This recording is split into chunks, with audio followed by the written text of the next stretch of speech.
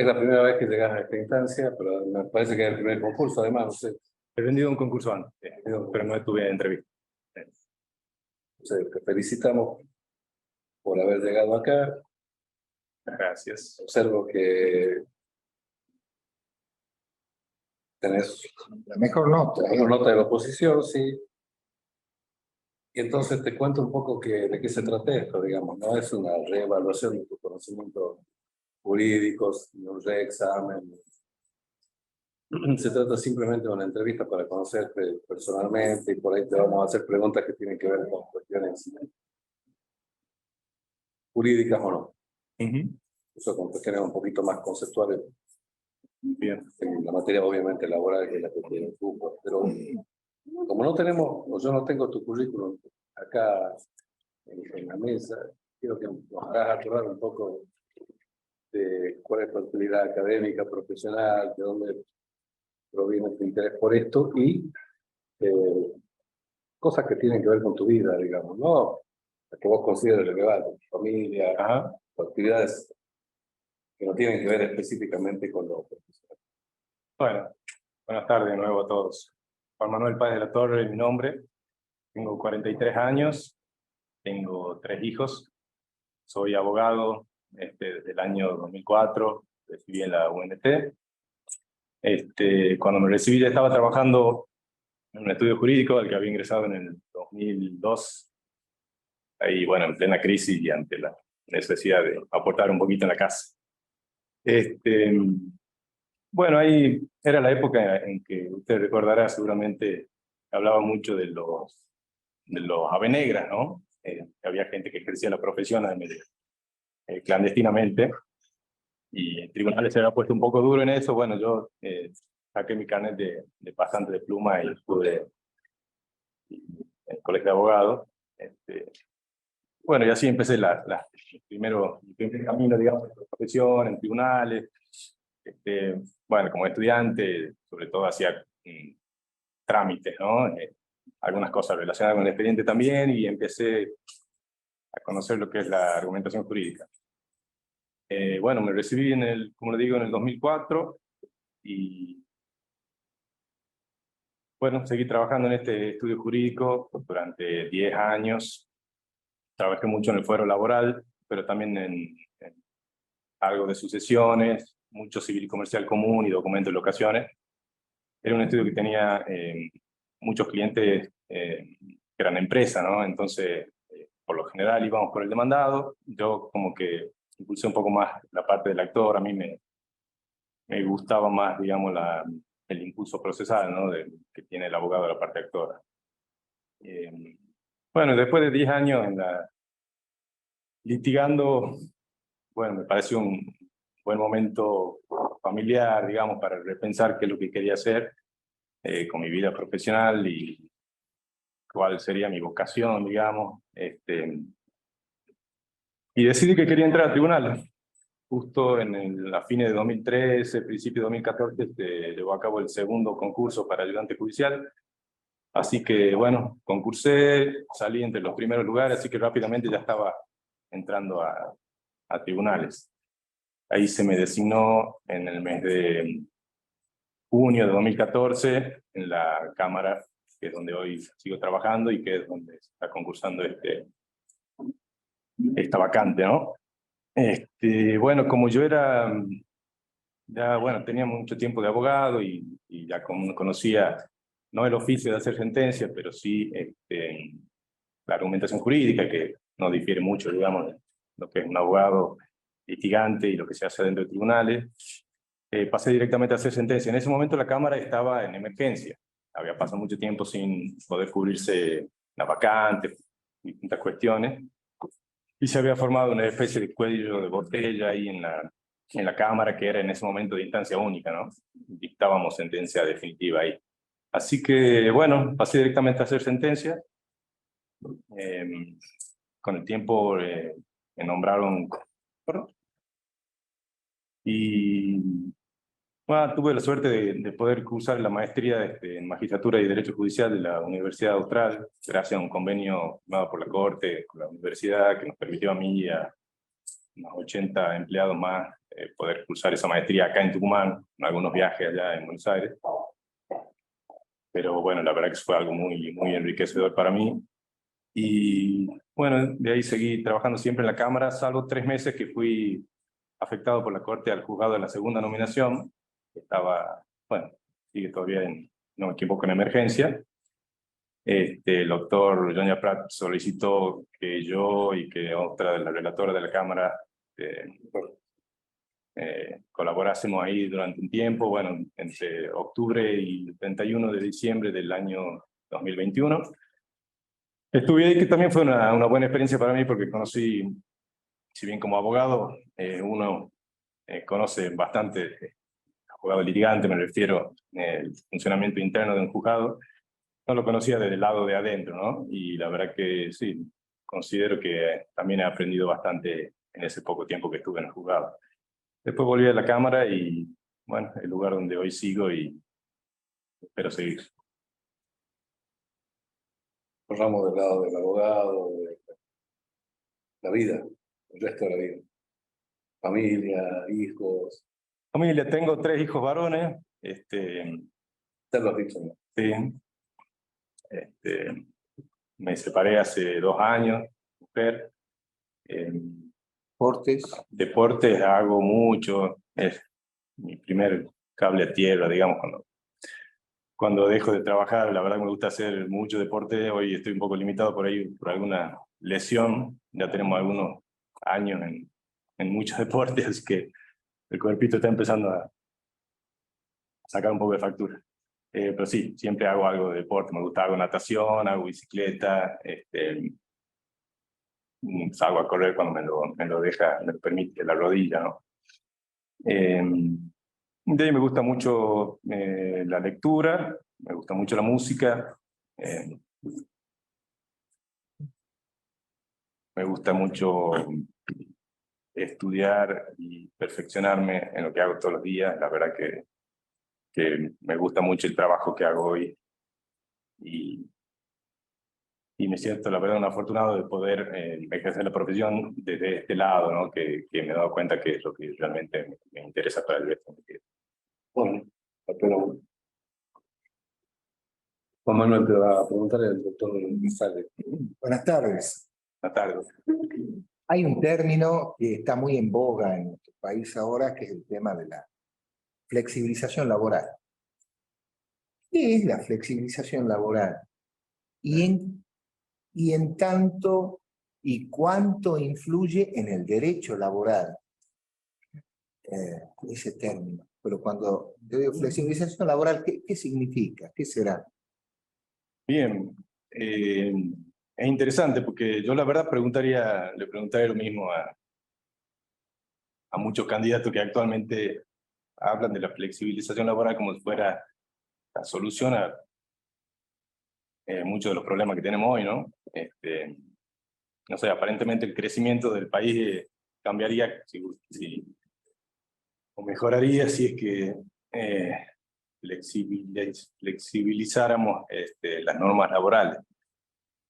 Yo la flexibilización laboral la entiendo, y le digo que es lo que yo entiendo, porque la verdad que cuando la gente habla de eso no aclara muy bien a qué se refiere, ¿no? ¿Qué es lo que están buscando cuando hablan de reforma laboral? Hoy se habla mucho de la reforma laboral.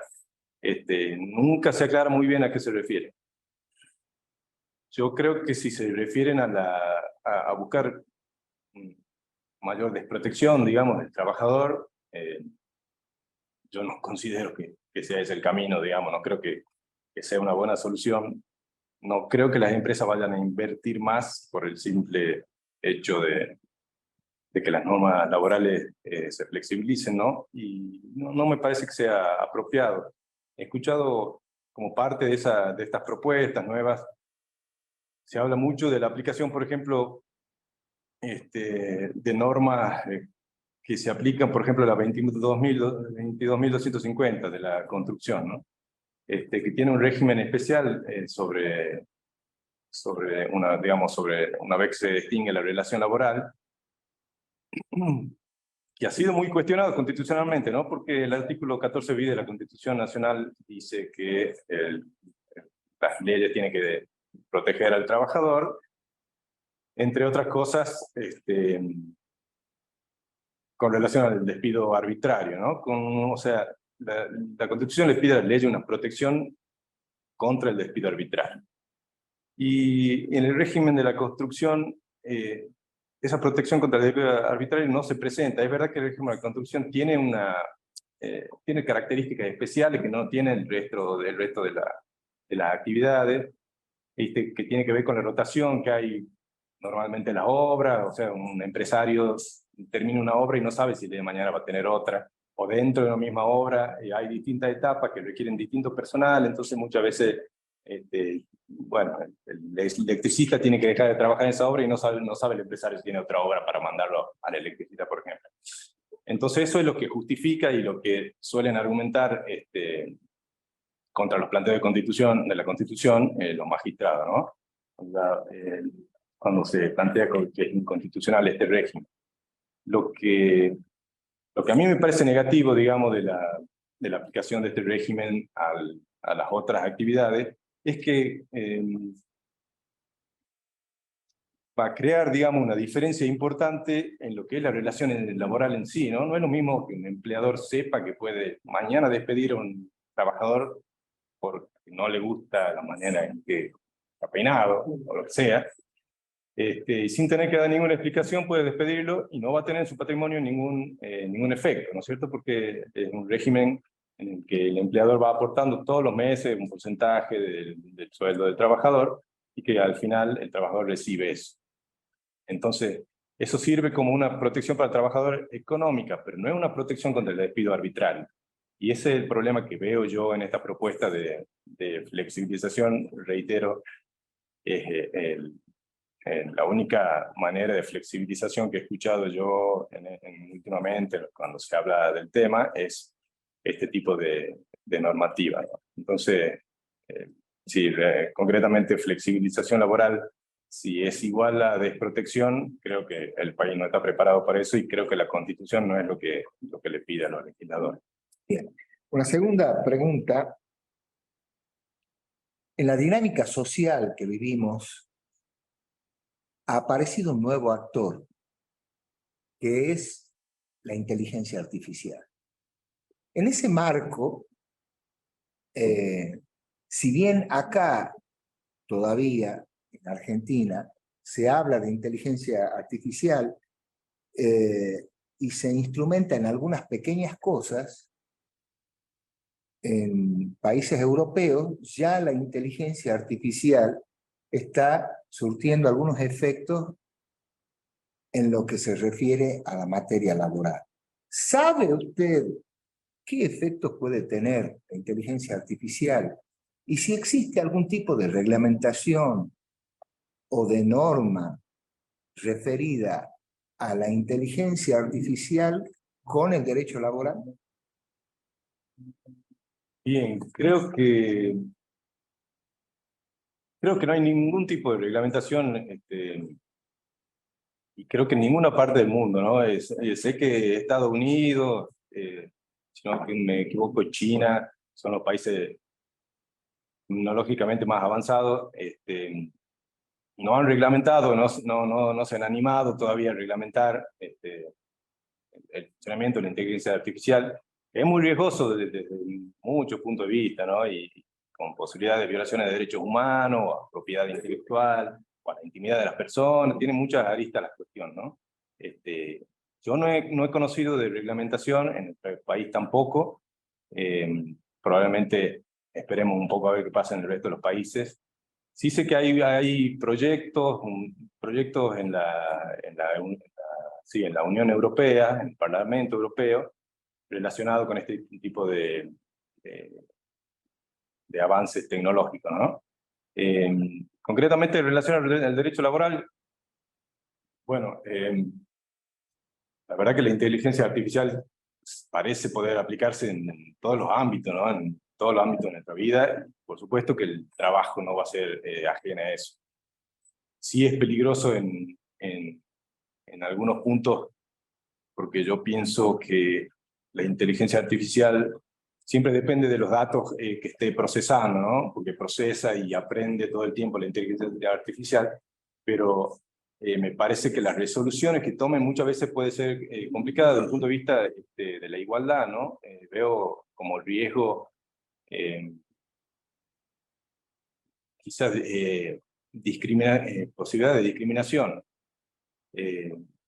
Por ejemplo, si ponemos de alguna forma una inteligencia artificial a contratar gente o a decidir el despido de gente o a plantear o a decidir el ascenso de trabajadores, probablemente los parámetros que tome no tengan en cuenta valores que nosotros tenemos presentes, valores constitucionales, derechos fundamentales, y eso me parece riesgoso. Creo que, por ejemplo, una inteligencia artificial puede decidir que determinado grupo de personas, por lo que la estadística diga, no sería conveniente contratar, o determinada persona, por lo que dice la estadística, de acuerdo a los rasgos físicos de esa persona, o cualquier tipo de condición, digamos, personal, física, religiosa, sexual, lo que fuera, puede ser menos rentable, y quizás la inteligencia artificial mida todo en términos quizás económicos, y no tenga presente los valores que nosotros como sociedad queremos mantener. Perdón. Sí, haciendo un pequeño agregado a eso, sí sé que el Parlamento Europeo Sí. ha reglamentado el tema de la inteligencia artificial en cuanto a que prohibiendo la aplicación de esta cuando esta pueda causar un daño físico o psíquico en el ámbito laboral. Y en ese marco, por ejemplo, el caso de la inteligencia artificial aplicada a estudiar las emociones de los empleados. Son pequeñas reglamentaciones que están surgiendo hace muy poquitito en el Parlamento Europeo, y yo por eso un poco que me puse a leer de eso y por eso estoy preguntando. Pero bueno, sí, efectivamente, tal como usted dice, es una herramienta que oportunamente deberá ser bastante reglada, bastante reglamentada. ¿Y qué opina sobre la incidencia laboral que tendría esta herramienta en cuanto a las personas que trabajan? Y bueno, la verdad que creo que no se sabe muy bien el alcance que va a tener todo esto. Yo creo que hace unos 4 o 5 años hay un periodista que se llama, creo que Andrés Oppenheimer, sacó un libro que se llamaba Sálvese quien pueda, que hablaba de todo esto, ¿no? De la incidencia de la robótica, de la inteligencia artificial, de la Internet de las cosas, y bueno, él pronosticaba que en 4 años el 40% de los trabajos desaparecerían. Creo que han pasado ya esos 4 años y no ha pasado, ¿no? Entonces, normalmente los pronósticos son un poco apocalípticos, y probablemente ha pasado lo mismo o sea, con la primera la revolución industrial, o sea, con el vapor, con la electricidad, con las computadoras, y hoy con la inteligencia artificial. Siempre se dice que está en peligro de alguna forma el trabajo de miles de personas. Yo creo que puede ser que haya gente que pierde el trabajo, pero al mismo tiempo eso va a generar por otro lado seguramente trabajo. Algunos y capaz que surgen otros. Exactamente. Exacto. Yo no tendría miedo, al menos en el corto plazo. Como digo, no sabemos muy bien, creo que ni siquiera los creadores de la inteligencia artificial saben muy bien hasta dónde puede llegar. Sí. Bueno, para mí es suficiente. Bueno, gracias, doctor. Doctor, buenas tardes. Buenas tardes. ¿Qué opinión personal tenés con respecto en el recurso de casación que tenga que estar sí o sí fundado por medios de gravedad institucional y el derecho de acceso, digamos, a otra instancia? Opinión personal, ¿no? Sí, la verdad que con el cambio del Código Procesal, es un cambio que se ha introducido cuando se introdujo también la doble instancia, ¿no? El requisito de la gravedad institucional. Y la verdad que ha producido una restricción, digamos, bastante importante en los expedientes que llegan a la Corte. Eso ha hecho que la Cámara, bueno, en la gran mayoría de los casos, tengamos la última palabra, ¿no? Digamos, personalmente, a mí me gustaría que sea un poquito más amplio, ¿no? Que la gravedad institucional no sea un requisito indispensable para poder llegar a la Corte. creo que hay muchas cuestiones que sería interesante que la Corte se pudiera pronunciar y que hoy no está pudiendo hacerlo por lo que dice la ley procesal. Pero sí, esa es mi opinión. Me gustaría un poquito más de amplitud en la llegada de los casos a la Corte. Muchas gracias. A ustedes. Disculpe, doctor, ¿qué casos te interesaría que lleguen a la Corte que no pueden ver? Bueno, hay muchos casos que está teniendo mucha relevancia social. Hoy, por ejemplo, últimamente tenemos el caso de los call centers, por ejemplo, ¿no? Y que, bueno, todos habremos conocido porque hubo mucho tiempo con piquetes, hasta los trabajadores están de alguna forma haciéndose sentir colectivamente por lo que está pasando, ¿no? Hay, si no me equivoco, 3 empresas que ocupan alrededor de 30.000 trabajadores y que están un poco amenazando quizás no sea la palabra, pero bueno, están diciendo que se irían a otra provincia porque no pueden mantener la forma en que está resolviendo hoy Por una cuestión impositiva. el fuero laboral. Por una cuestión impositiva también. Y también por una cuestión impositiva, sí. Creo que sería interesante, ¿no? Que la Corte, por ejemplo, en ese tipo de casos, donde se discute la aplicación del convenio colectivo y la jornada laboral, de alguna forma le da un poco más de fuerza a las decisiones de la Cámara, una eventual confirmación de la Corte. Sí, como si dijera que de hecho nos estamos quedando sin doctrina legal sobre temas nuevos. Eso es lo que es lo que está pasando, lo que va a pasar. Sí. Doctor, mucho gusto y también lo felicito. Gracias. La consulta sería si tiene alguna opinión relativa al estado de la legislación laboral, sobre todo en cuestiones de género. Y en particular en la protección del ejercicio de la maternidad, de la paternidad y de los distintos modelos parentales. No tiene por qué agotar la respuesta, porque es vasto, pero algo piensa que nos está faltando, o con lo que tenemos y el esfuerzo de los jueces se va pudiendo resolver. Yo creo que sí se va pudiendo resolver. Creo que sí tenemos hoy normas. Echamos mano. Bueno, estamos en esto de tribunales, digamos, de la relatoría. Tenemos normas con las cuales podemos resolver este tipo de problemas de género. Tenemos la 485, que se refiere a la protección integral de la mujer contra actos de violencia.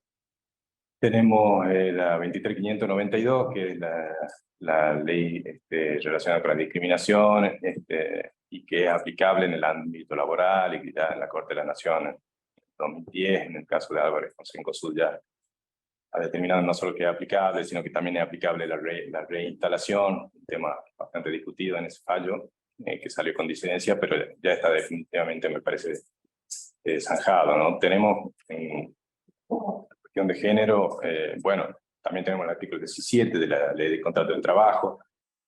Tenemos la Convención contra toda la forma de discriminación contra la mujer, ¿no? La CEDAW. Son las normas que normalmente utilizamos con relación a las cuestiones de género. En materia de maternidad, paternidad y otros modelos, distintos modelos parentales. Ahí.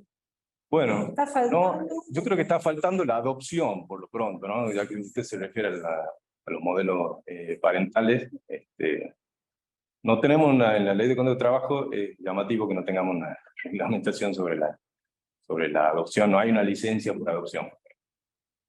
Está previsto por maternidad, por paternidad, pero no por adopción.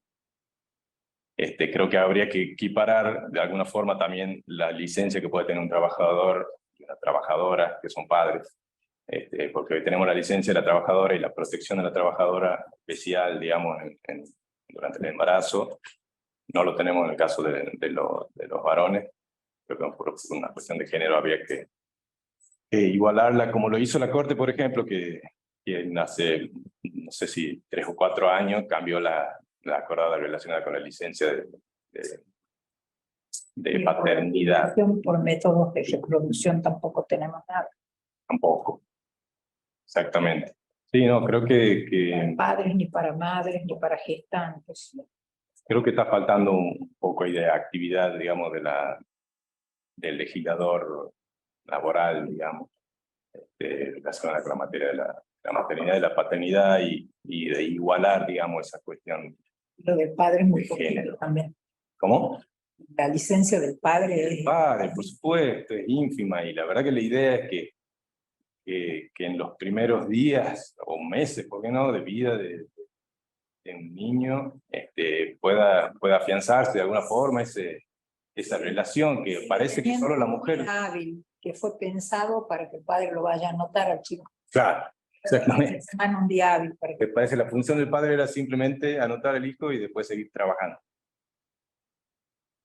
No parecería la mejor protección, digamos, si lo que queremos como sociedad, igual con el caso de la adopción, ¿no? Si queremos promover las adopciones, parece que deberíamos buscar que las mujeres y los hombres tuvieran una licencia que esté en la ley de contrato de trabajo, porque sí hay algunos convenios colectivos que lo tratan, ¿no?, de manera especial, pero no están en la ley de contrato de trabajo. Gracias, doctor. Gracias a usted. Bueno, le voy a hacer una pregunta que en realidad se la formula el ciudadano, Ajá. dos ciudadanos. Bien. La pregunta es, ¿qué piensa de la aplicación del lenguaje con perspectiva de género en la resolución? Perdón. ¿Qué piensa de la aplicación del lenguaje con perspectiva de género en la redacción de resoluciones judiciales? Redacción con perspectiva de género. Bueno, me imagino que se refiere al llamado lenguaje inclusivo, ¿no?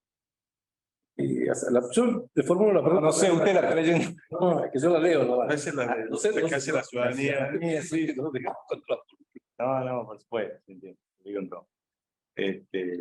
Por eso, me imagino que la pregunta apunta a eso, ¿no? Al uso del lenguaje inclusivo. Creo que está el lenguaje claro, el lenguaje... No, sí, el lenguaje claro, yo realmente... Con perspectiva de género. Claro. Tuviera que fallar en un caso laboral y hubiera involucrado a una mujer, ¿sería la perspectiva de género o no? Esta es una pregunta mía ya directa. No, por supuesto que usaría la perspectiva de género si está involucrada una mujer, sí, me parece que, digamos, es indispensable tener en cuenta las condiciones, digamos, históricas, la supervivencia de cuestiones históricas de desigualdad entre hombres y mujeres.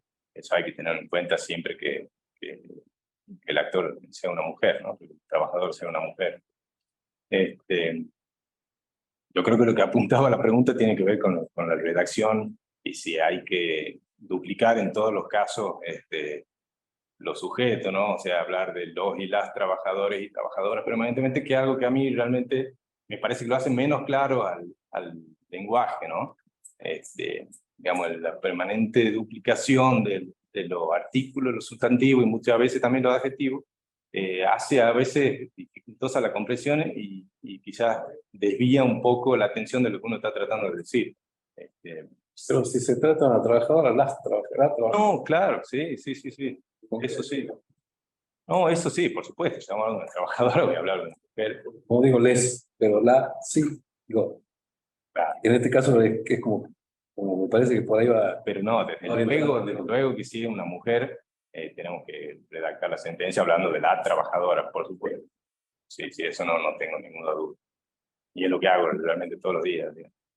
Bueno, gracias, doctor, porque la verdad, yo la pregunta nada más que la leo, digamos, la transfiero, después la tengo que interpretar. Claro. Es más difícil. Todas las sentencias. Claro, habría que plantearle una aclaratoria. ¿A quién pregunto? Sí. Está bien. No, doctor, gracias. Bueno, Bueno, gracias, ¿no? Ha sido un gusto.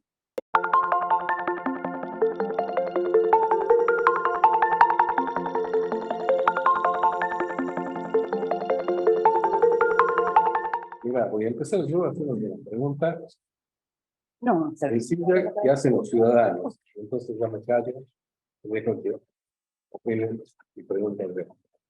La pregunta es sencilla, o no, porque a veces parece que no es tan sencilla. Dice, ¿qué piensa de la aplicación del lenguaje con perspectiva de género en la resolución o en la redacción de resoluciones judiciales? Te la leo de nuevo, estoy equivocando acá. ¿Qué piensa de la aplicación del lenguaje con perspectiva de género en la redacción de resoluciones judiciales? En la redacción. En la redacción. Sí. Para poder contestar esa pregunta, primero debería poder saber a qué se refieren con lenguaje en perspectiva de género, ¿no? O sea, Oratorio. lenguaje, sí, algo así, porque si hablamos del lenguaje neutro, para mí es un lenguaje con perspectiva de género, y un lenguaje inclusivo sería utilizar sustantivos que contengan el masculino y el femenino. Ahora, con respecto a esto del uso de la tengo mis reparos. Creo que una sentencia judicial contenga un lenguaje que respete o revele perspectiva de género es una obligación que tenemos los jueces, que tienen los jueces impuesto por todo el compendio normativo vigente, por los tratados internacionales de derechos humanos, etcétera. Entonces, el lenguaje inclusivo entendido así, como identidad de género, que no tiene que ver con el sexo, es un lenguaje que se tiene que utilizar sin lugar a dudas en las resoluciones judiciales, ¿no? Hoy se habla pues ya sabemos que la estructura binaria del sexo es algo que ha quedado relegado al olvido, que es totalmente anacrónico y que no es lo mismo género que sexo, y esa es una cuestión, es un detalle no menor, hay que tenerlo en cuenta y tiene que exteriorizarse a través de las resoluciones judiciales. No, es que una respuesta que yo daría de la mirada Inclusiva. la daría así. Pero bueno, como las preguntas esas son medio por ahí no tienen bien. Bueno, en la dinámica social ha surgido un nuevo actor últimamente que es la inteligencia artificial. ¿Cómo cree usted que puede llegar a afectar este nuevo actor dentro del instituto laboral, dentro del fuero laboral, en el trabajo, con el trabajo? Ya hay algunas reglamentaciones en Europa de esto, pues me he puesto a leer y Sí, hay reglamentaciones, se habla del reemplazo del hombre por la inteligencia artificial, de un salario universal, ¿no? De cambiar de reemplazar el trabajo como algo vinculado directamente a la persona, históricamente. Yo lo veo muy lejano. Yo creo que la inteligencia artificial es una herramienta, es y será una herramienta más, pero no creo que pueda reemplazar el trabajo humano en su totalidad o pueda tener incidencia en el trabajo humano que requiera de algún tipo de reglamentación. Eso seguro, porque además bueno, de hecho lo que usted cuenta, lo que ha pasado en Europa es que han buscado la forma de legislarlo por el tema de cómo lo iban a legislar por las fuentes que toma la inteligencia artificial cuando elabora la respuesta. Ese es el tema. Ese es el tema central, ¿no? La fidelidad de la fuente.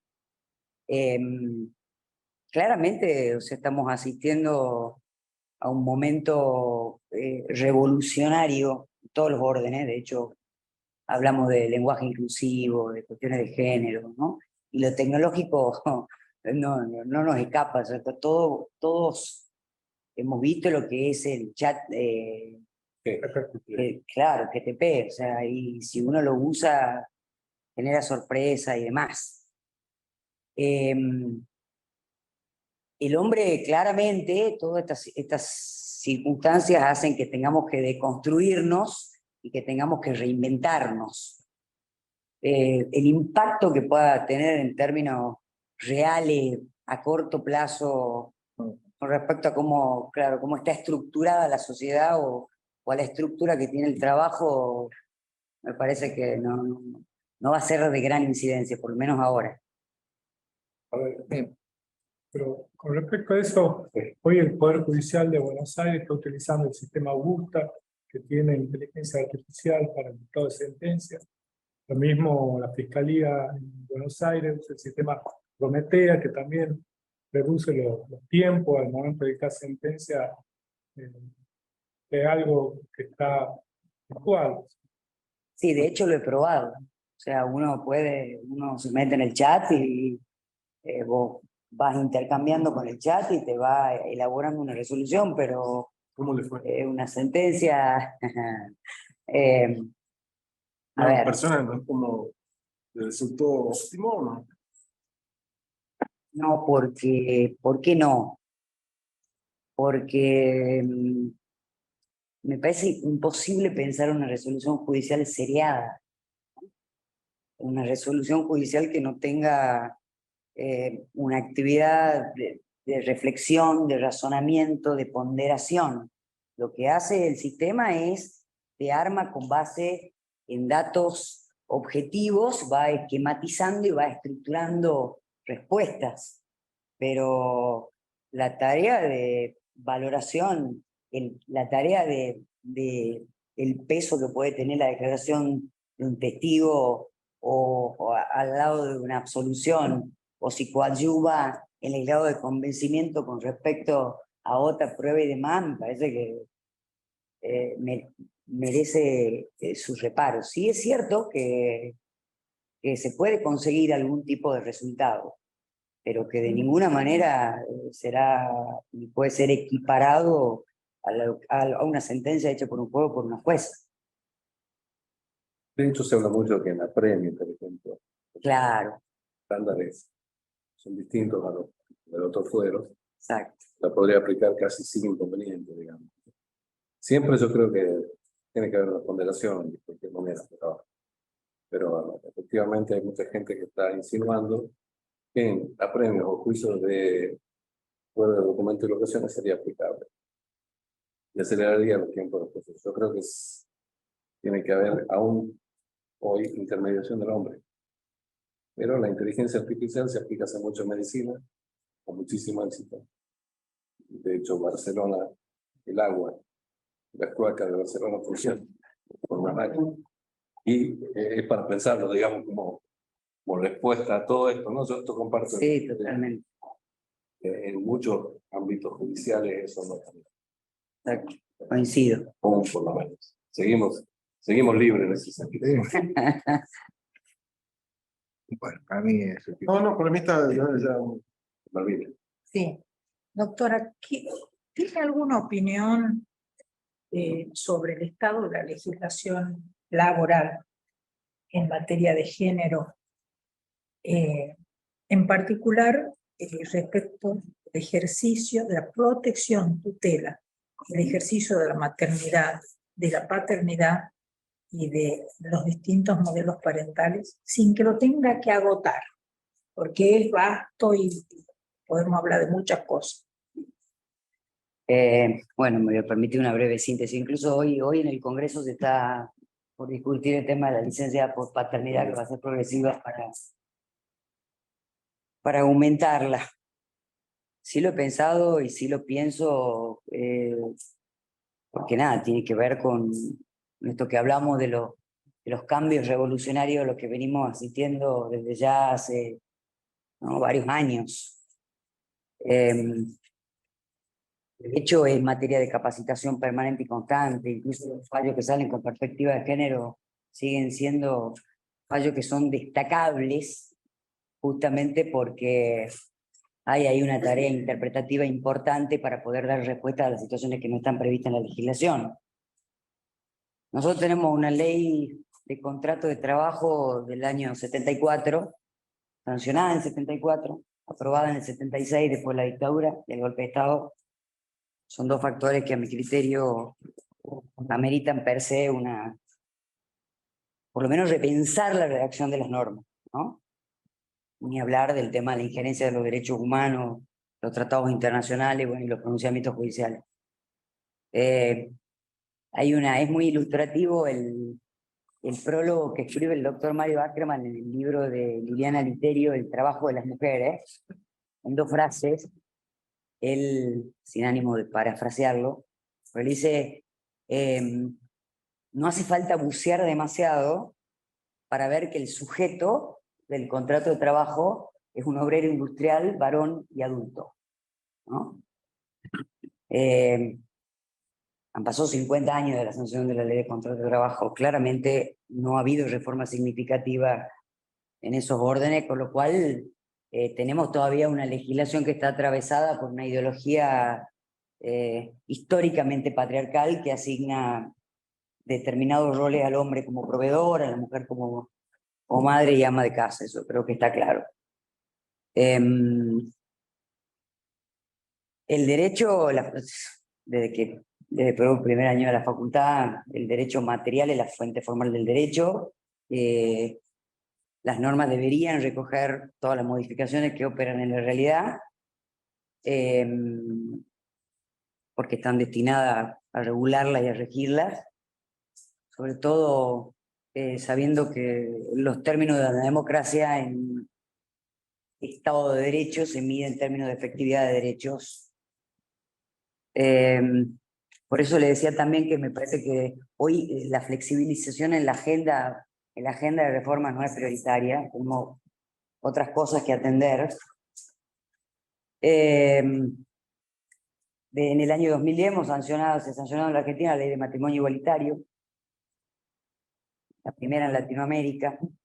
Hemos sancionado la ley de identidad de género, la ley de técnica médica de reproducción humana asistida. Hay toda una tendencia y un movimiento doctrinario, jurisprudencial, académico, catedrático, ¿no? De hecho lo he tratado, lo hemos estudiado incluso en la maestría, destinado a deconstruir esto que ya habíamos hablado en la entrevista anterior, de todos los patrones estereotipados de género que lo que hacen es negar derechos. La ley de contrato de trabajo es anacrónica en ese sentido, por eso es tan importante, repito, la tarea de la jurisprudencia.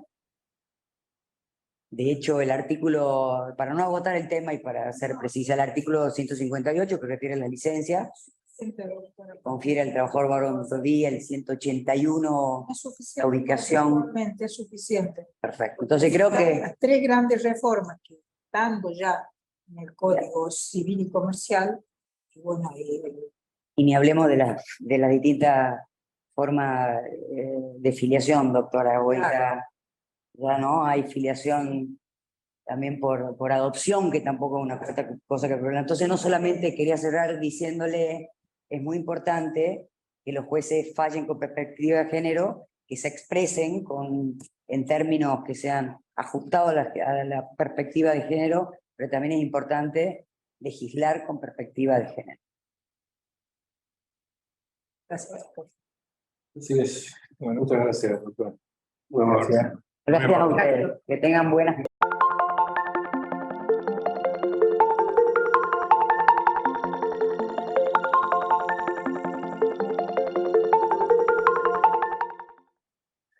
Cansado. Se cansa. Ustedes también. No, agüita, ¿esta es mía? Sí. Gracias. Bueno, para empezar preguntando al doctor Sale, voy a concluir yo con la pregunta del ciudadano. Bien, en la dinámica social ha surgido un nuevo actor que es la inteligencia artificial, ¿cómo afecta esto? De acuerdo a su buen saber y entender, al derecho laboral. ¿Cómo afectaría esto? Bueno, yo creo que todavía no se puede pronosticar, ese es el problema con la inteligencia artificial, es una tecnología avanzada, muy poderosa, con resultados que todavía ni siquiera podemos estimar, y lo transforma en algo, en primera instancia, amenazante, diría, que yo creo que con lo que vamos a tener que lidiar de acá a muy poco tiempo, falta poco tiempo para que de verdad tengamos injerencia de la inteligencia artificial en el derecho. Nosotros no estamos acostumbrados, pero en otros lugares, en España, en Estados Unidos, ya se está usando inteligencia artificial. Se le está poniendo algunos límites, ¿no? Sí. Cuanto afecta la psiquis de la persona, digamos, del trabajador. Sí, y concretamente en el plano jurisdiccional, lo que afectaría sería el derecho al juez natural, porque en los casos que ya hay programas que resuelven, hay programas que uno le plantea el caso y el programa hace la sentencia. A la inteligencia artificial saca una sentencia, o a veces saca 2 sentencias y a veces ocupa el lugar del juez, otras veces el relator y saca 2 sentencias posibles. Yo creo que sí, eso afectaría como una garantía constitucional en principio, porque no sería la decisión de una persona, sino la decisión de un algoritmo que además es secreto, porque nosotros no sabemos cómo funciona. Entonces, es un desafío con el que va a haber que lidiar. Yo no le puedo decir si es bueno o malo, para nada, porque no tengo todavía nadie, yo creo que nadie sabe. Viene, se viene. Se viene. Sí. Bueno, para mí es suficiente, era una visión, ha sido una mirada, un toque, digamos. Doctora, buenas tardes. Doctora, ¿qué opinión tiene con respecto, una opinión personal, en el recurso de casación, el requisito de la gravedad institucional para poder conceder? ¿No cree que un límite del acceso, podría ser un límite del acceso? No siempre, es personal.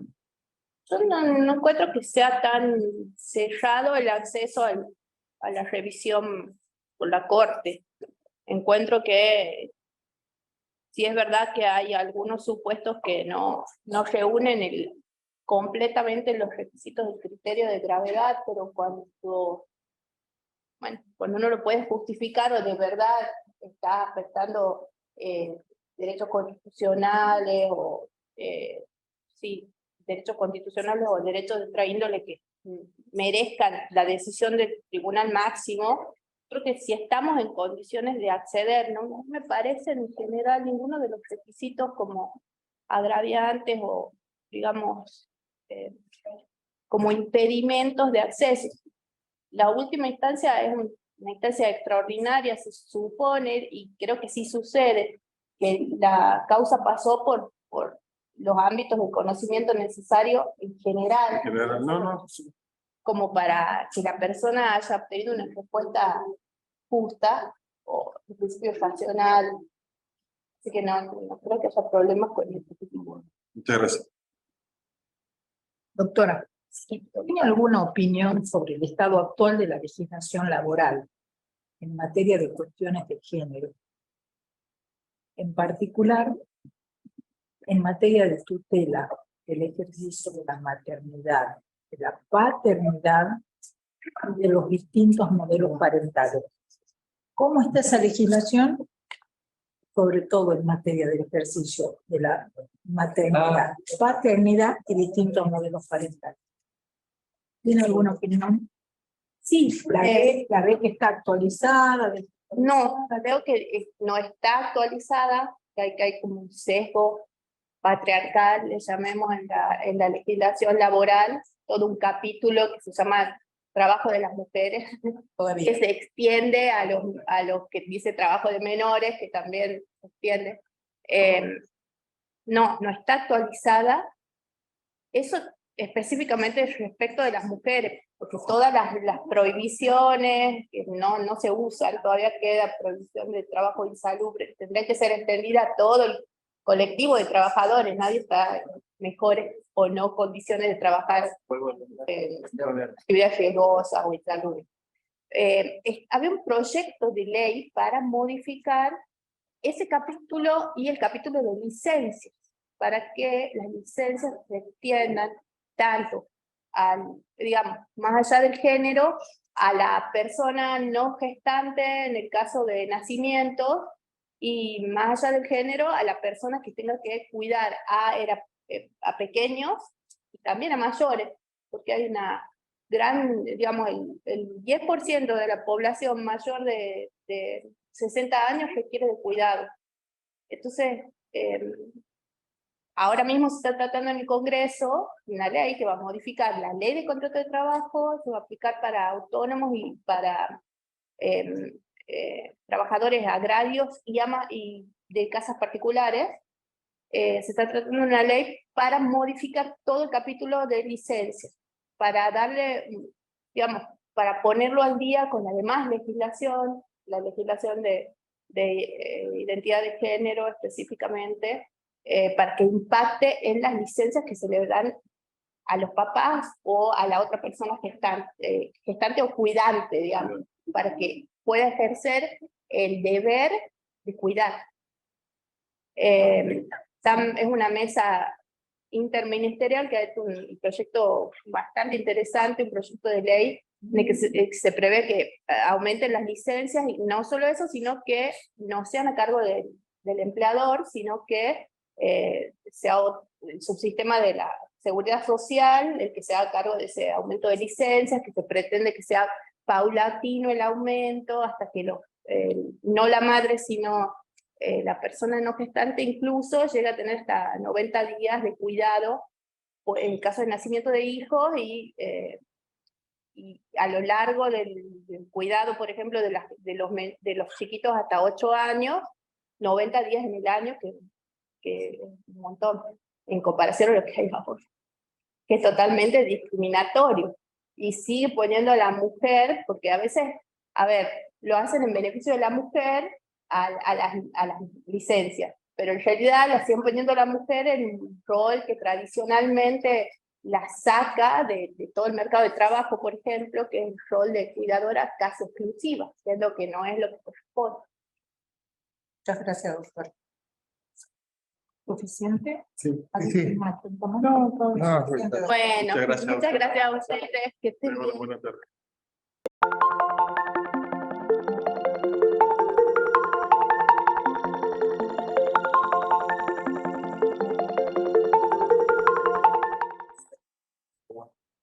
Hola, doctora. Sí, Buenas tardes. doctora, ¿no?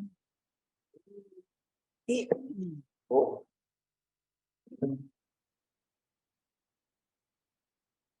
Doctora, no sé si vamos a, creo que el doctor está firmando y ha pedido que digamos. ¿Vamos? Sí.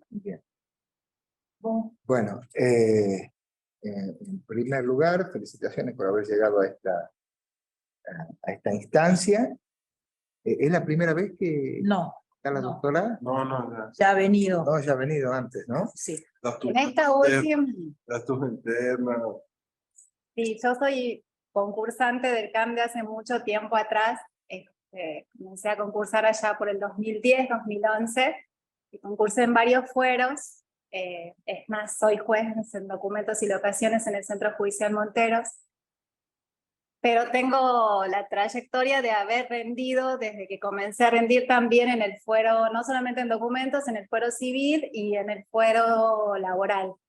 Es más, mi primer terna fue en el fuero laboral para el juzgado tercera, para la tercera, que fue elegido el doctor Cutter. Después también quedé en la terna del juzgado laboral de Monteros. Ahí llegaron las dos ternas al Poder Ejecutivo, y el que decidió documentos y locaciones fue el Poder Ejecutivo, y también rendí para todos los nuevos juzgados laborales, que bueno, ya ahí en esa instancia renuncié, pero me había ido bastante bien en el orden de mérito en todos esos juzgados. Así que por eso, a pesar de ser un juez en documentos sin locaciones, me encuentro ahora concursando en el fuero laboral, que no es una... Llama la atención para el que no... Pero no conoce esa historia. Sí, toda la historia. Sí, bueno, la primera pregunta generalmente la hace el doctor Daniel, respecto justamente a la redacción de la sentencia. Esa se la va a hacer él seguramente ya cuando vuelva, la dejamos para el final. Y ahora sí, la pregunta que le voy a hacer, la voy a hacer yo. ¿Qué opinión tiene usted? ¿Qué es para usted la flexibilización laboral, algo que ahora está muy en boga y que se habla mucho?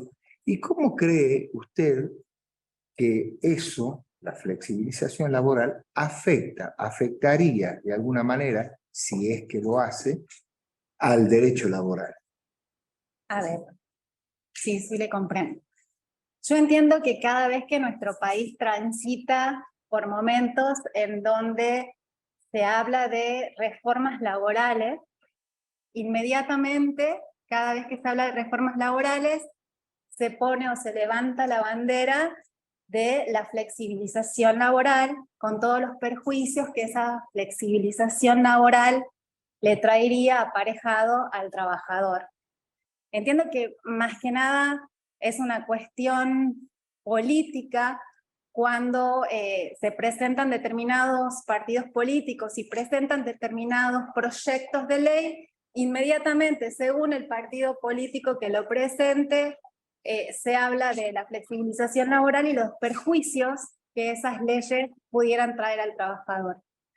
Lo que yo sí creo que es necesario una reforma laboral, porque la ley tiene más de 40 y pico de años, la ley laboral que nos rige, y no cabe duda que la situación cambió, que el mundo es otro, que las relaciones laborales son otras, y que lo que se trata permanentemente de hacer es parchar, adaptar, tratar de encuadrar una ley pensada en otro paradigma, porque el paradigma cambió, a esta realidad.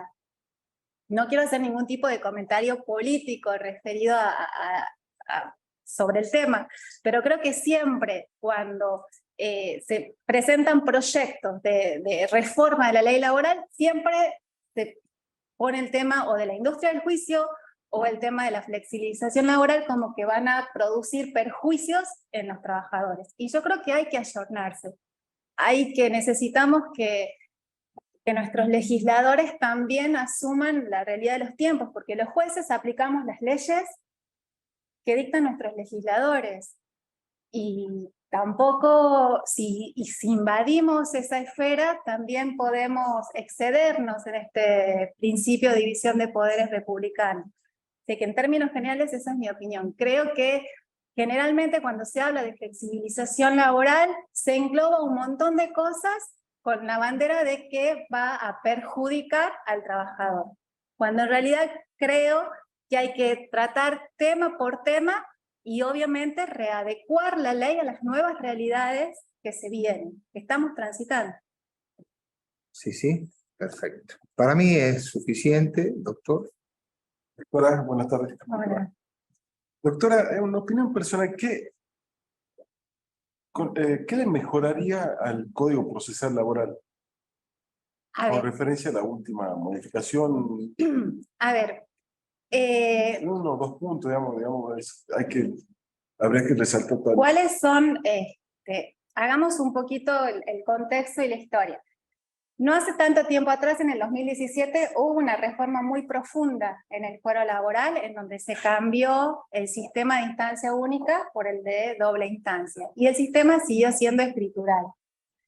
En el interín vino la pandemia, vino la reforma del Código Procesal, primero a través de la acordada sin modificar, el Código Procesal Civil, perdón, primero a través de una acordada sin modificación del Código, y después ya la sanción del Código que comenzó a regir en noviembre del año próximo pasado.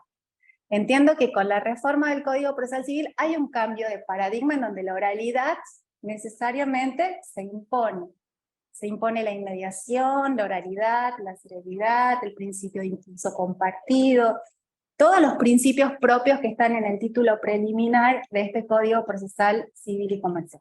Ahora bien, nosotros sabemos que el artículo 14 del Código Procesal Laboral hace una remisión a los principios del Código Civil, ¿no es cierto? Del Código Procesal Civil.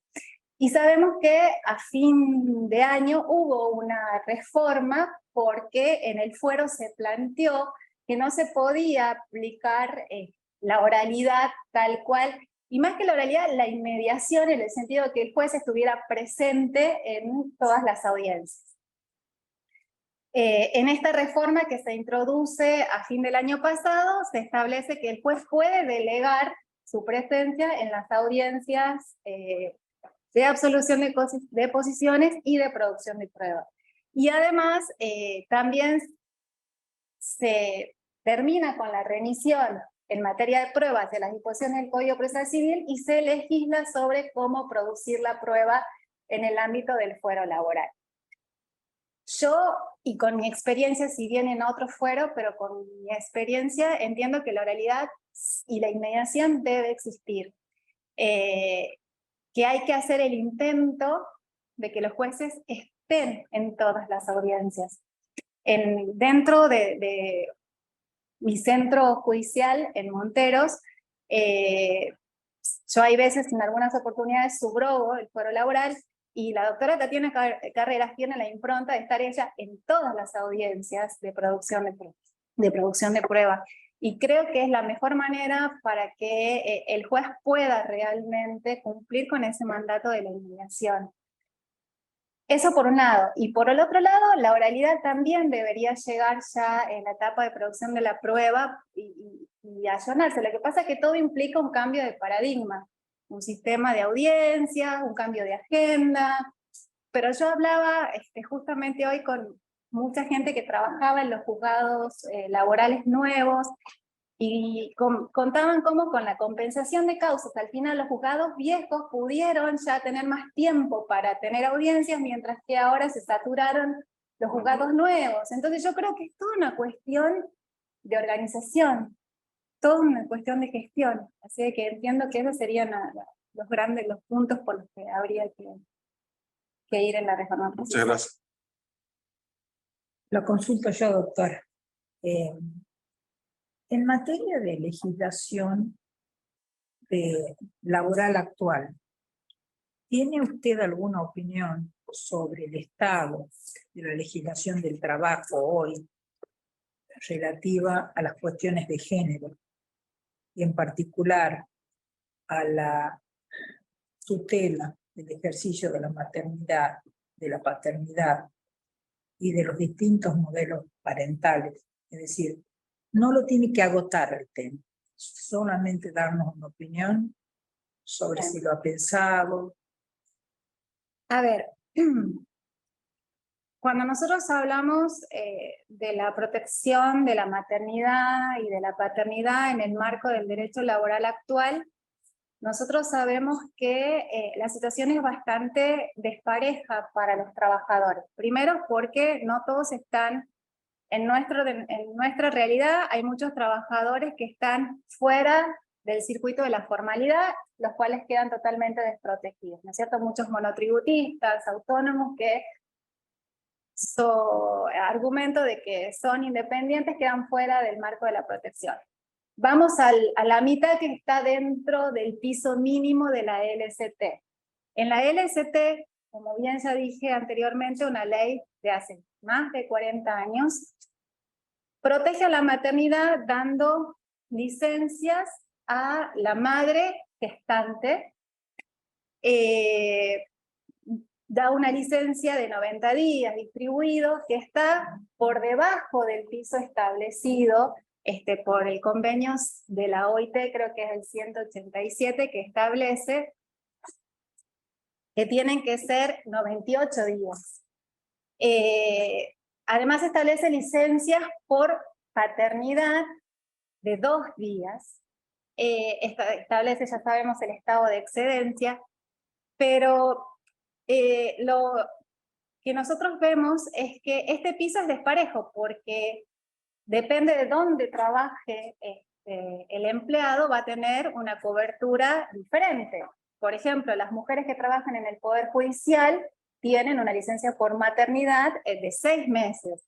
Los padres que trabajan en el Poder Judicial tienen una licencia por paternidad de 15 días corridos. Pero sin perjuicio de ello, hoy ya no se habla de licencia de maternidad ni de licencia de paternidad, sino se habla del derecho de cuidado. Y esta manera en que nuestra ley legisla el derecho del cuidado, lo que está haciendo es reproducir desigualdades, reproducir estereotipos en donde ¿quién se quedaba a cuidar al niño en la casa?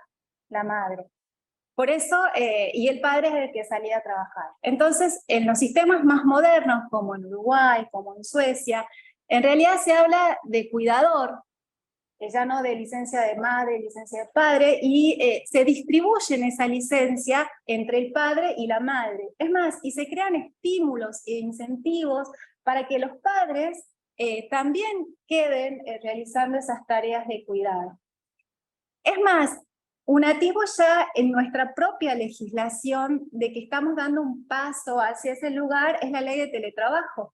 Porque en la ley de teletrabajo hay un artículo que habla ya del derecho de cuidado. Sin hablar de madre o padre, habla del progenitor que tiene a cargo un menor, pues, con todos los problemas que tiene esa ley, pero ya se introduce ya la terminología del derecho de cuidado. Y eso tiene que ver con lo que hablábamos al principio de que es necesario modificar la ley de contrato de trabajo. Por ejemplo, este tema del derecho de cuidado, hay ya varios proyectos que se presentaron con un abanico muy diferente o disímil de soluciones, pero el tema es que hay que salir del estereotipo. Inclusive la ley de contrato de trabajo solamente habla de la madre gestante, no habla de la fertilización asistida, no habla de la adopción, no habla de los nacimientos múltiples, no habla de los hijos, y lo mismo con el tema de los padres. Por eso hay que reformar, pero hay que reformar con mucho estudio, con mucha profundización. Sin quitar derechos, digamos. Nunca. Nosotros además, Argentina, a través de nuestra Constitución Nacional, incorporó a su ordenamiento jurídico un sinnúmero de tratados internacionales, de los cuales hay un principio que es muy claro, que es el de la no regresividad. Cualquier ley que quite derechos es inconstitucional, y cualquier juez debe así declarar. No sé si me fui de tema. Sí, no. Yo quisiera hacer una pregunta por algo que dijo hace un momentito cuando habló de oralidad. Usted mencionó que era una cuestión de, según lo que usted pensaba, la presencia del juez le parecía muy importante. Y mencionó que era una cuestión de organización y de gestión. Usted tiene experiencia en normas ISO, en su juzgado. Sí. ¿Nos podría comentar cómo impactó esa experiencia y qué significa aplicar normas de gestión de calidad en ISO? ¿Cómo llevaría eso si eventualmente estuviera en Cámara? Bien, sí lo pensé. En mi juzgado nosotros iniciamos el año pasado a raíz de la acordada 125 de 2022 de la Corte, que invitó a las distintas unidades jurisdiccionales a incorporarse al proceso de certificación de las normas ISO. Comenzamos con ese trabajo.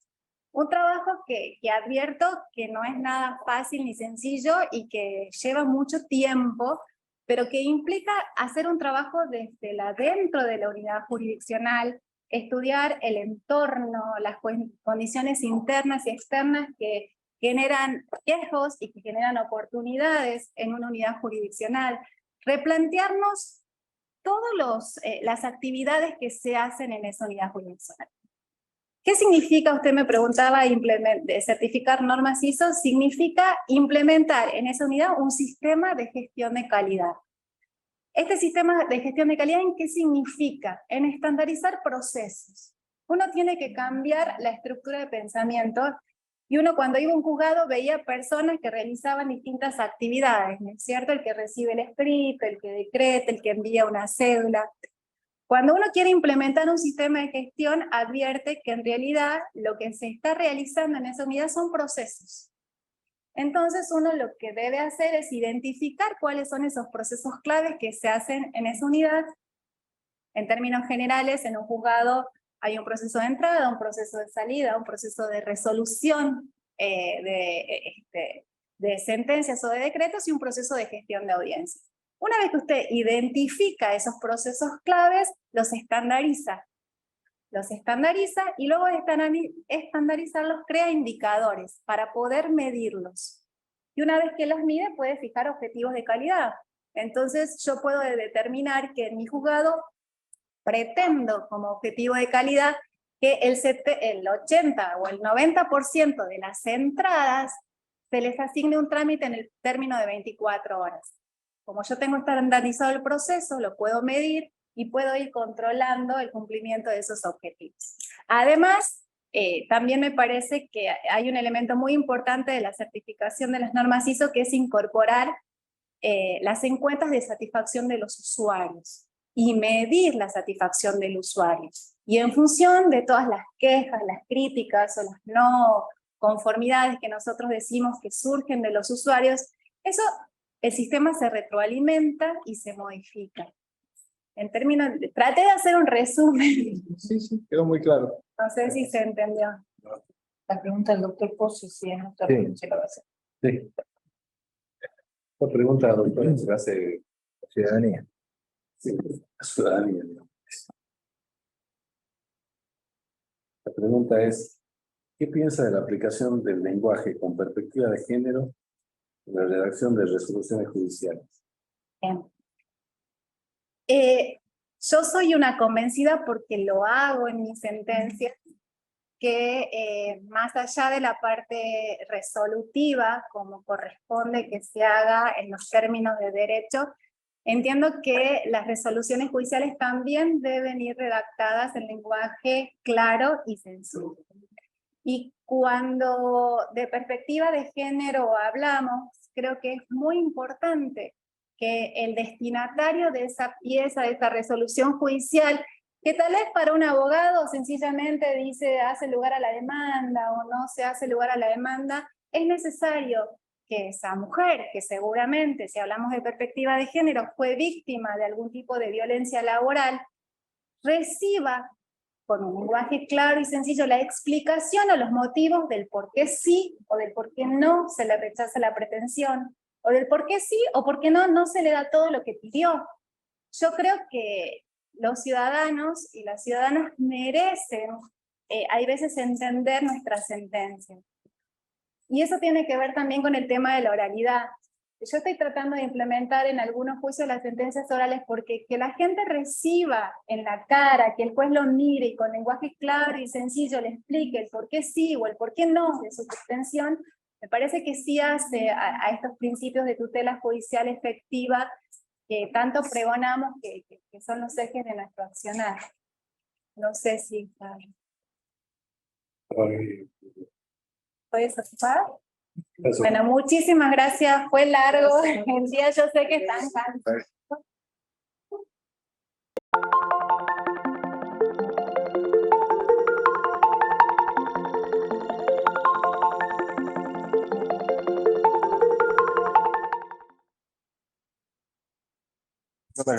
No, ya me traen agüita. ¿Pura? Sí, gracias. Doctor. Buenas tardes, doctor. De nuevo. Sí, Puede ser la pregunta del ciudadano. sí.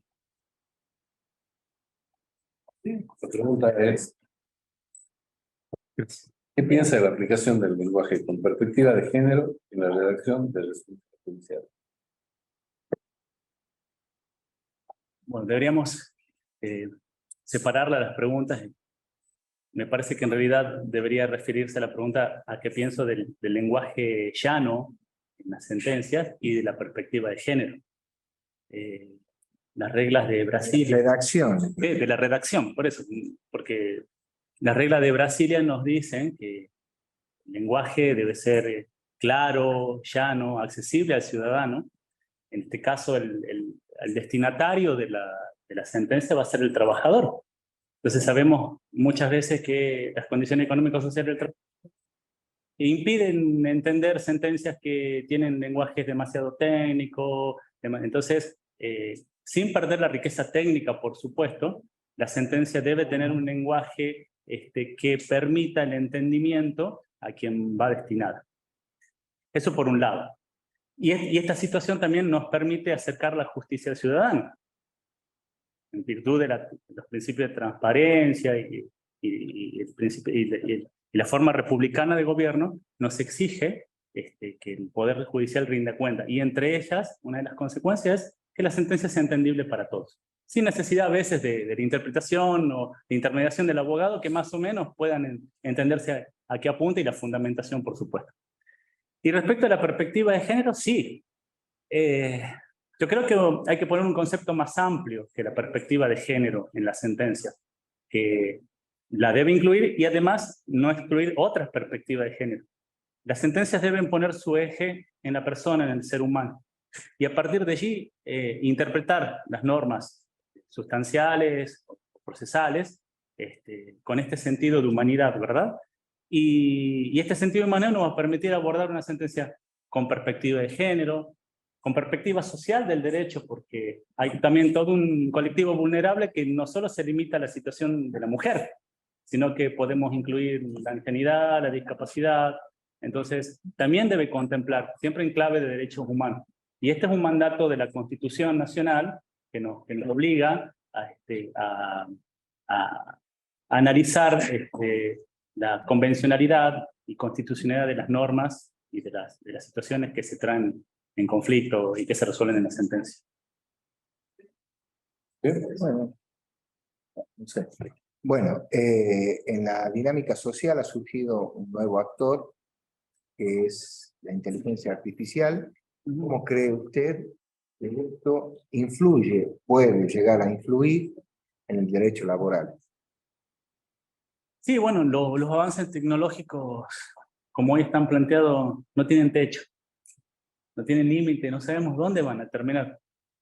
Grandes, digamos, propietarios de las empresas de informática como Google, Facebook o Elon Musk dicen que es complejo lo de y están exigiendo una reglamentación porque no sabemos hacia dónde apunta y dónde va a terminar esto de la persona. Yo creo que la tranquilidad mía es que jamás va a reemplazar al ser humano en el análisis y valoración de un expediente, de una prueba, pero sí creo que son útiles los elementos informáticos y tecnológicos para facilitar el entendimiento del expediente, el avance, siempre todos aquellos avances que contribuyan a que se haga justicia son bienvenidos. En ese sentido, entiendo que existen programas actualmente que permiten el ingreso de expedientes, que decretan, que más o menos analizan cuál es el sentido de las peticiones y bueno, trabajan en consecuencia, pero siempre van a necesitar el ser humano para el debido control, ¿verdad? Pero sí.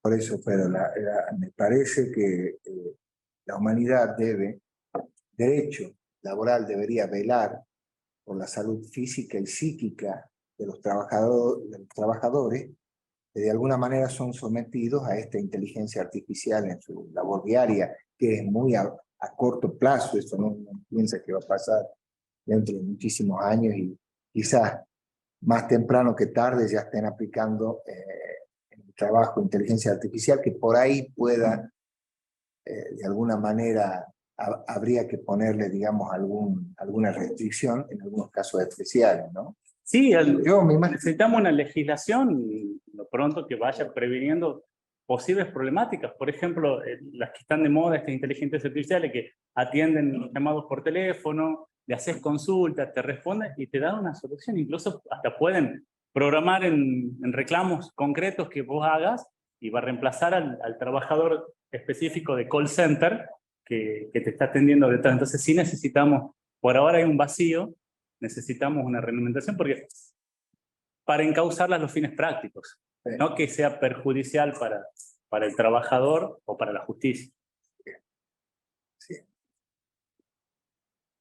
No sé si cree, bueno, le voy a hacer una pregunta, doctor. En materia de legislación laboral, que me invitó el doctor, para que haga una síntesis, ¿considera que habría o no que hacer reformas en materia de legislación del trabajo para contemplar las cuestiones de género, en particular la tutela del ejercicio de la maternidad, de la paternidad, de los distintos modelos parentales? ¿Cómo la vea la legislación ahí? Sí, el artículo 7 de la ley 26.485 establece la obligación del Estado, de los jueces, del Poder Judicial de fallar con perspectiva de género, ¿verdad? Y a partir de ahí, en virtud de las convenciones internacionales, hay una obligación, una responsabilidad internacional de adoptar todas las medidas necesarias a fin de evitar situaciones de vulnerabilidad de la mujer y discriminación. En materia específicamente de protección de la maternidad, la LST establece este régimen de protección y de presunciones de acuerdo a si se ha producido el despido o no. Sí, yo creo que la protección puede ir más allá del tiempo de sospecha que establece la LST. Si bien hay jurisprudencia de la Corte, como Pelicori, en donde nos dice que se distribuyen en forma desigual las cargas probatorias, en tanto en cuanto acreditemos un indicio que nos hagan presumir la existencia de un despido discriminatorio, y a partir de allí invertirle la carga probatoria en donde la empleadora debería demostrar que no existe otra causal diferente, o que existe razonablemente una causal que justifica el despido. Yo creo que en materia de legislación podemos ahondar un poquito más en aquellas situaciones que cargan sobre la mujer embarazada, por ejemplo, la prueba de acreditar efectivamente el estado de embarazo antes del despido. Y es una prueba difícil y que a veces define la procedencia o no. Y muchas veces la jurisprudencia de Cámara lo flexibiliza, este requisito formal, que es notificar, porque siempre el despido se produce ante la sospecha del empleador de un estado de embarazo de la mujer trabajadora. Entonces, yo creo que por ahí podrían venir las reformas legislativas en el sentido de crear un mecanismo más idóneo para la protección de la trabajadora, que no sea a partir de la notificación del estado de embarazo, o que no se limite a este periodo de meses anteriores o posteriores al embarazo. Gracias, doctor. Listo, entonces. Bueno, muchas gracias. Hasta luego. Buenas tardes. Hasta luego.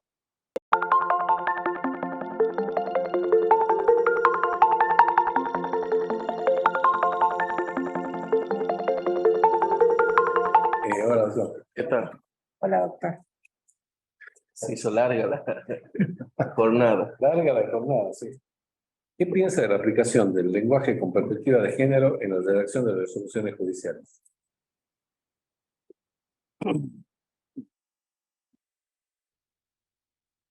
A ver, entiendo que la pregunta es medio amplia y medio ambigua, pero todo lo que es perspectiva de género es bienvenido. Es tendencia nacional y mundial que nos estamos abocando todo lo que es la perspectiva de género. O sea que lo veo con buenos ojos y lo veo en forma de abro los brazos a la nuevo pensamiento, nueva perspectiva, ¿no?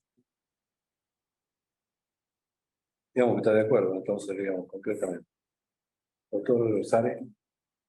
Sí. Doctor, en esta nueva dinámica social, digamos, aparece un nuevo actor que es la inteligencia artificial. Y efectivamente, ¿cómo cree usted que puede llegar a afectar algunos derechos laborales, si es que cree, si es que lo haría, este nuevo instituto, esta nueva forma, digamos, de ciencia, respecto de la relación laboral, de la relación de trabajo que puede tener un trabajador en una empresa, digamos? La inteligencia artificial es una explosión que todavía no sabemos los alcances que puede llegar a tener. Es algo que recién está haciendo sus primeras puntas. No sabemos hasta dónde puede llegar y hasta dónde puede afectar. Yo creo que el Internet en su momento fue una especie de revolución industrial, lo que equivaldría a una revolución industrial de los siglos pasados, donde todos nos tuvimos que acomodar y al principio del Internet tampoco sabíamos nosotros los alcances y pensábamos que con una persona y se iban a terminar muchas fuentes de trabajo. Yo creo que la inteligencia artificial hay que vino también para sumar. Hay que ver qué alcances tiene, ir controlándola, sí, haciendo la marcación de cerca, el mismo, no me sale el nombre de, ¿ah? Uno de los creadores de... Uno de los creadores también pidió que se la vaya controlando, que vayamos poniéndole límite a la inteligencia artificial.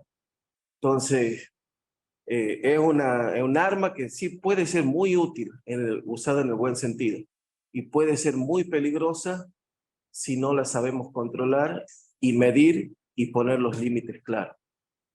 Efectivamente, ya en Europa están poniendo límites. Sí. Lo que se refiere al derecho laboral, el Parlamento Europeo ya ha reglamentado algunos casos en los disculpe, ¿no? La inteligencia artificial empieza a conocer de las emociones de los empleados.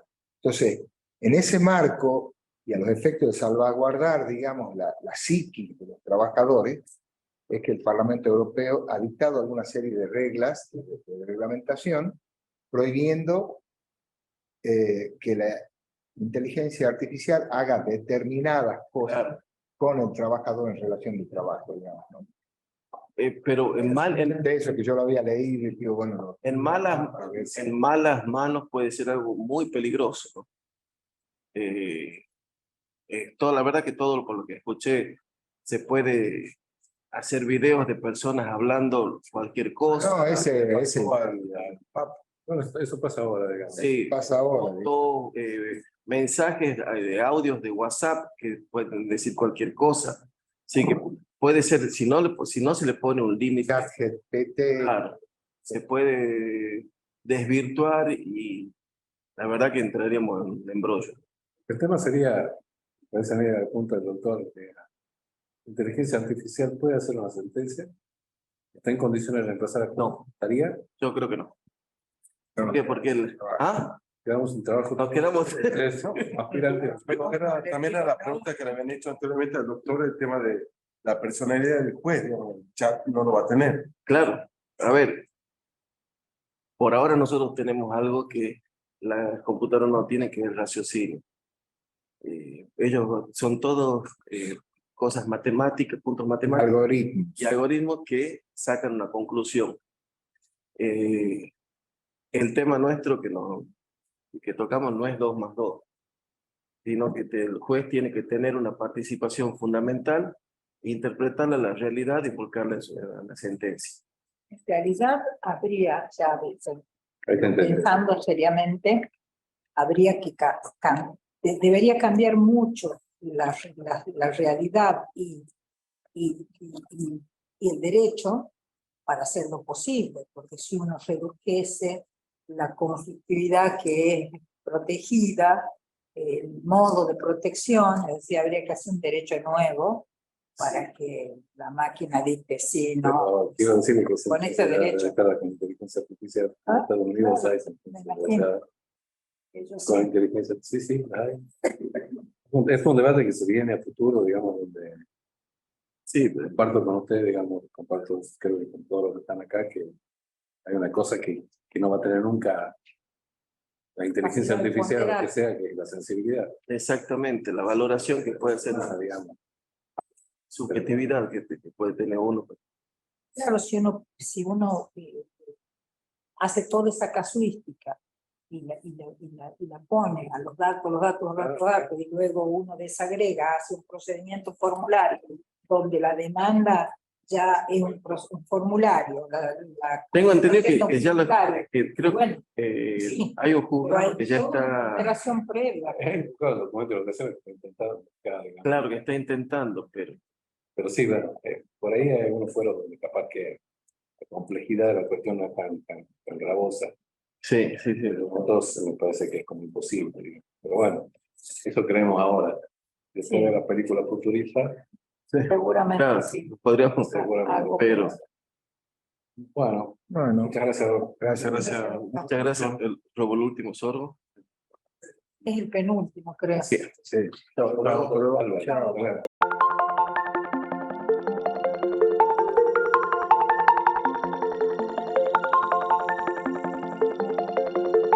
Roberto, sonriente porque usted es el último. Doctora, No quiero demorarlo más tampoco. No queremos ir. Doctora, no. No lo voy a demorar, no lo voy a demorar mucho. No, no. La pregunta es la pregunta que hace el ciudadano. Sí. Y es, ¿qué piensa de la aplicación del lenguaje con perspectiva de género en la redacción de resoluciones judiciales? Te lo repito. ¿Qué piensa de la aplicación del lenguaje con perspectiva de género en la redacción de resoluciones judiciales?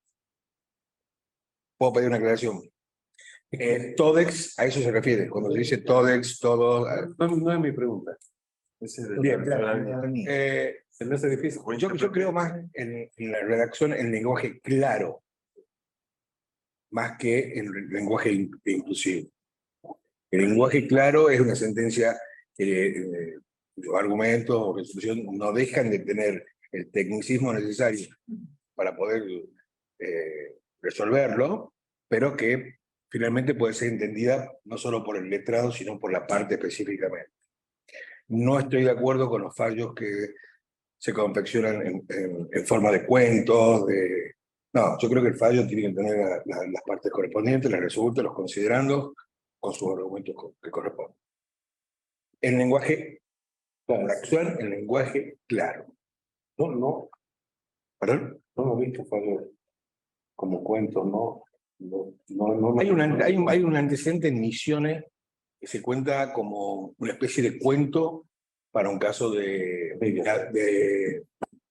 adopción, donde la menor necesitaba saber los antecedentes de los progenitores.